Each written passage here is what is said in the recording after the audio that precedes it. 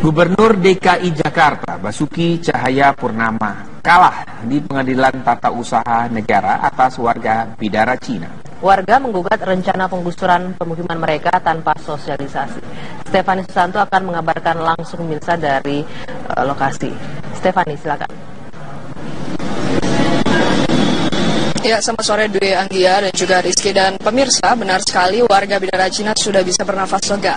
Pasalnya memang gugatannya ini sudah dimenangkan oleh PT UN terkait dengan pembangunan lokasi sodetan Kali Ciliwung. Sebenarnya ada beberapa pertimbangan hakim kenapa akhirnya sampai dimenangkan. Karena yang pertama, penetapan lokasi pembangunan sodetan Kali Ciliwung berubah dari ketentuan tanpa sosialisasi kepada warga.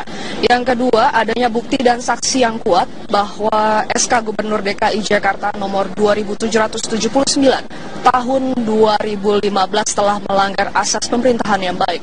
Dan yang ketiga, Pemprov DKI Jakarta tidak pernah hadir dalam sidang tersebut walaupun sudah ada pemanggilannya secara resmi. Sebelumnya memang ada rencana untuk memperluas daerah proyek sodetan dari 6.000 meter menjadi 10.000 meter persegi dan akhirnya warga melakukan gugatan tersebut ke PT UN. Demikian Anggi informasi yang dapat kami kabarkan. Untuk sementara saya kembalikan dulu ke studio. Stefani Susanto, terima kasih laporannya langsung dari kawasan Bidara Cina. Kapolres Pelabuhan Belawan Medan, Sumatera Utara mengambil alih tugas Kasat Narkoba Polres Pelabuhan Belawan. Hal ini dilakukan untuk mengisi kekosongan yang disebabkan tertangkapnya Kasat Narkoba AKP Ikhwan Lubis. Rangkap jabatan ini dilakukan agar proses penindakan narkoba di Polres Pelabuhan Belawan berjalan dengan baik. Sementara itu posisi AKP Ikhwan Lubis sendiri sebagai Kasat Narkoba baru akan ditentukan setelah proses penyidikan terhadap yang bersangkutan selesai dilakukan oleh Badan Narkotika Nasional. Nah, jadi untuk terkait masalah di Sat Narkoba ini akan diambil alih oleh saya sendiri selaku Kapolres dengan dibantu oleh Korbinob Sat Narkoba. Jadi semua operasional, kegiatan operasional pengungkapan kasus harus tetap berjalan. Hingga saat ini AKP Ikhwan Lubis masih menjalani pemeriksaan di BNN. BNN masih terus mendalami keterangan yang diberikan oleh AKP Ikhwan Lubis karena diduga masih terdapat sejumlah pihak yang terlibat. Dari Belawan, Sumatera Utara, Martinus Vitorus, TV One mengabarkan. Dan bagaimana jalannya pemeriksaan terhadap Sekda DKI Saifullah? Informasi terbarunya akan disampaikan oleh rekan kami Dita Faisal langsung dari gedung KPK. Dita.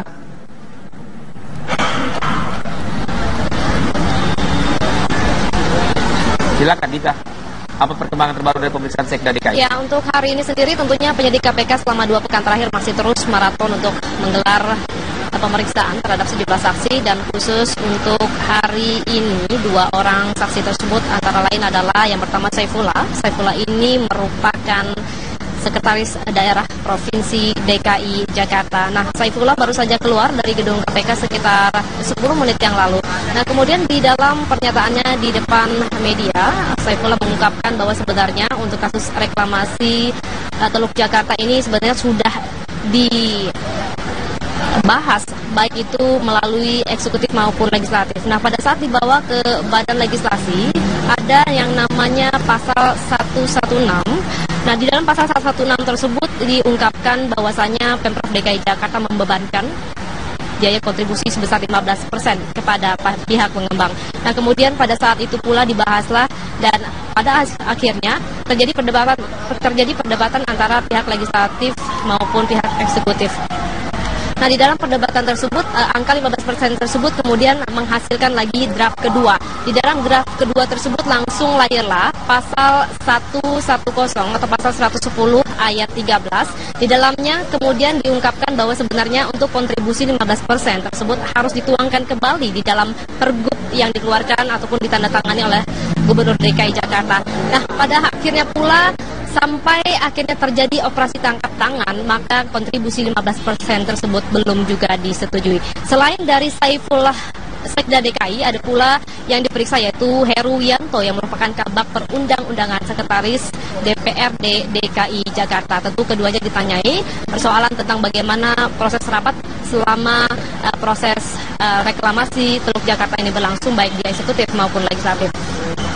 Selain itu sendiri kami juga akan menghadirkan informasi lainnya, yaitu tentang sejauh ini beberapa saksi yang sudah dipanggil oleh penyidik KPK. Nah, saksi-saksi tersebut diantaranya adalah Kepala Badan Pengelola Keuangan dan Aset Daerah atau BPKAD Provinsi DKI bernama Heru Budi Hartono. Di dalam pemeriksaan, Heru Budi Hartono menyatakan bahwa proses penentuan status tanah hak pengelolaan lahan di pulau-pulau reklamasi ini sebenarnya tidak diatasnamakan dari pihak pengembang atau properti, tetapi diatasnamakan Pemprov DKI Jakarta sehingga tidak perlu dikhawatirkan.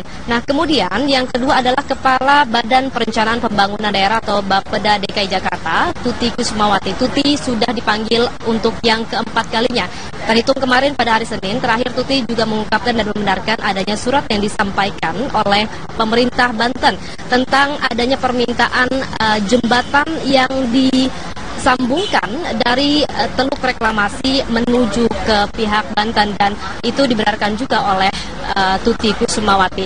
Nah, selain itu juga proyek Raperda ini sebenarnya adalah proyek yang tidak hanya untuk Teluk Jakarta tetapi juga untuk Pantura, dan dua Raperda tersebut diusulkan dalam sejumlah pasal, ada sekitar 160-an pasal, tetapi ternyata ujung-ujungnya yang disetujui hanya sekitar 130-an pasal.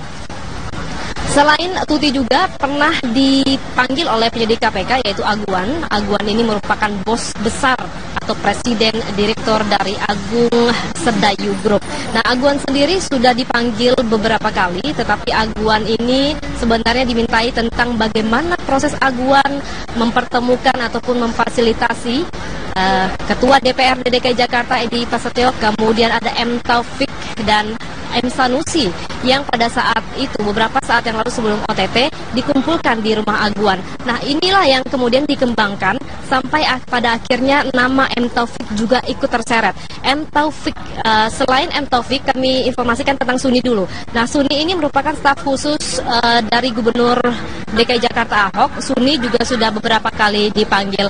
Nah, sementara itu, selain Suni, M. Taufik dan Prasetyo Edi juga sudah beberapa kali mondar-mandir untuk proyek reklamasi DKI Jakarta. Demikian informasi dari gedung KPK, kembali ke studio.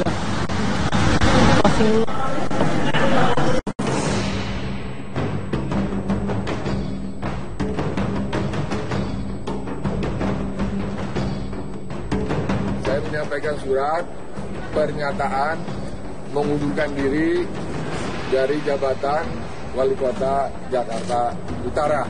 Gubernur menilai kinerja saya masih kurang. Wali Kota Jakarta Utara Rustam Effendi mengundurkan diri setelah dianggap kinerjanya tidak memuaskan atasannya, yakni Gubernur DKI Jakarta Basuki Cahayapurnama alias Ahok. Disetujui atau tidak oleh Ahok, Rustam tetap mengundurkan diri. Wali Kota Jakarta Utara Rustam Effendi hari ini berpamitan kepada seluruh jajaran pegawai di lingkungan Pemda Jakarta Utara.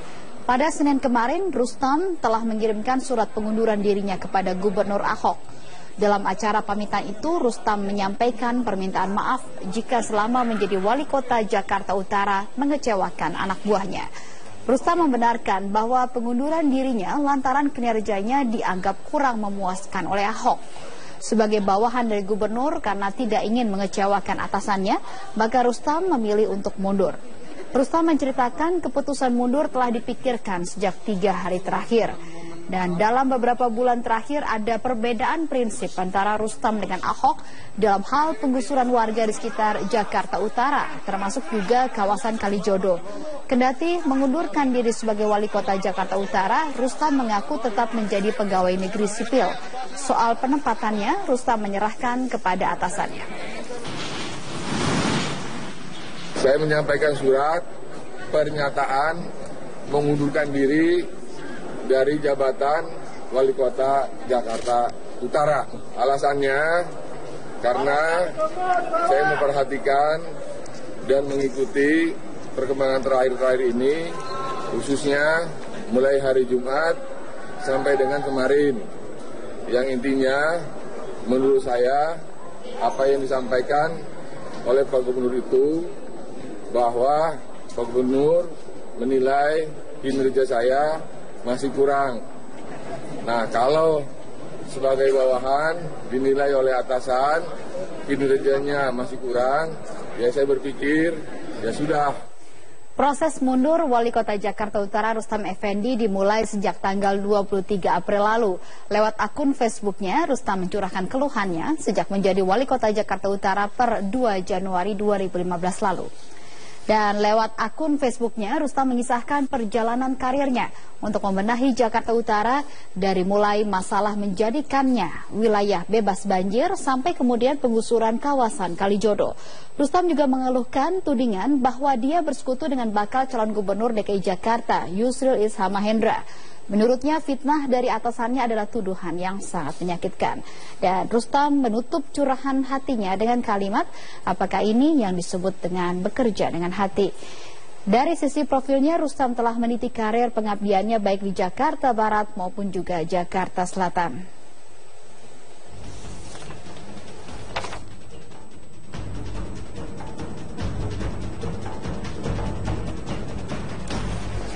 Sementara itu, Gubernur DKI Jakarta Basuki Cahayapurnama menduga ada perbedaan prinsip antara dirinya dengan Wali Kota Jakarta Utara, yaitu Rustam Effendi.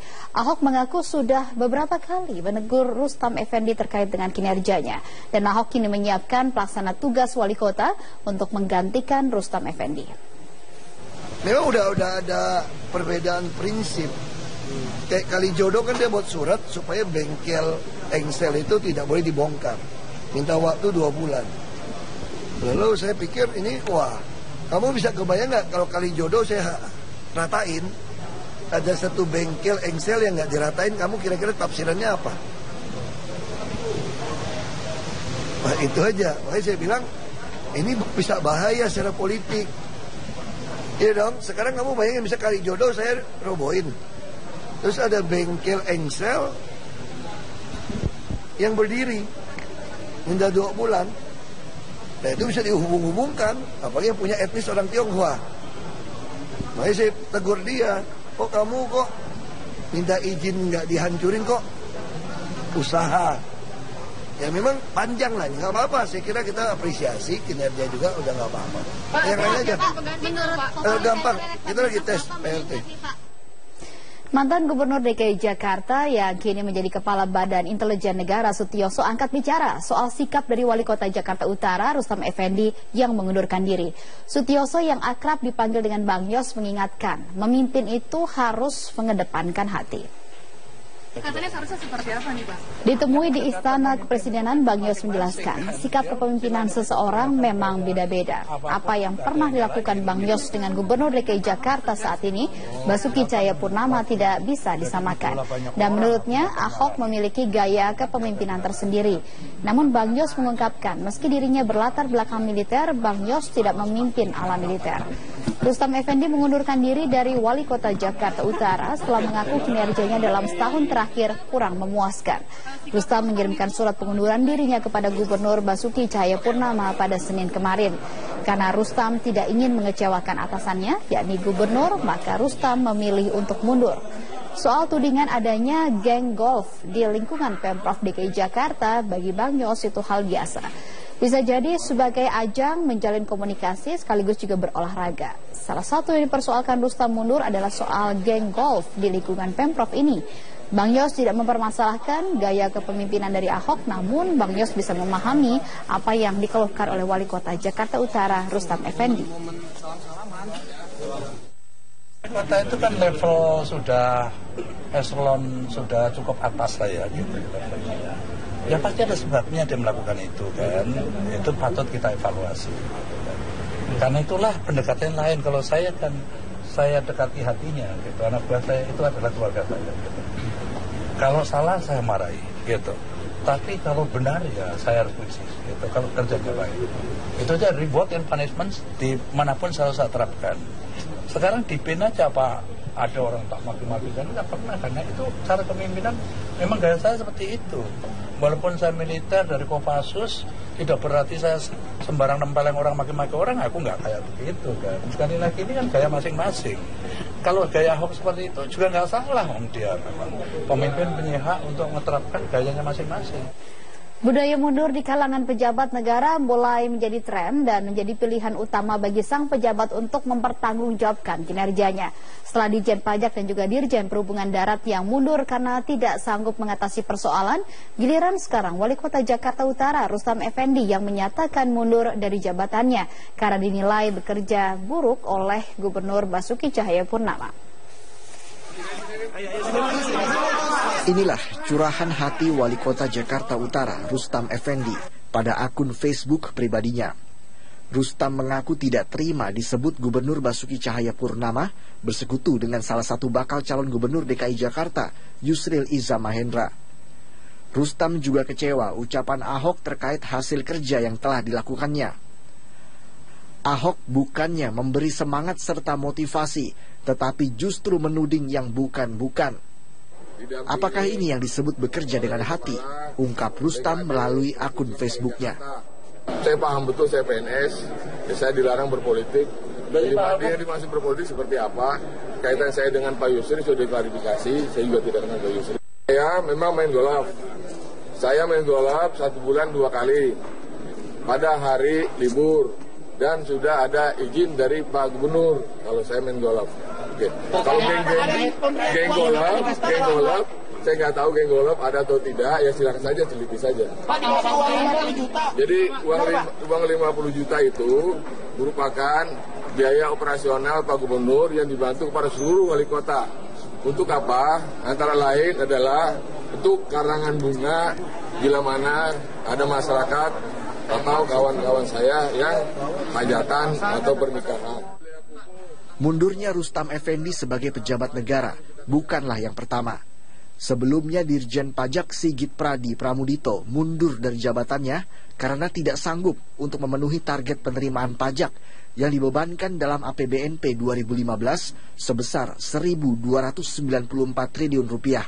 Menteri Keuangan yang menerima pengunduran diri Sigit Pradi Pramudito langsung menggantinya dengan Ken Dwi Jugiastiadi, staf ahli Menteri Keuangan bidang peraturan dan penegakan hukum pajak.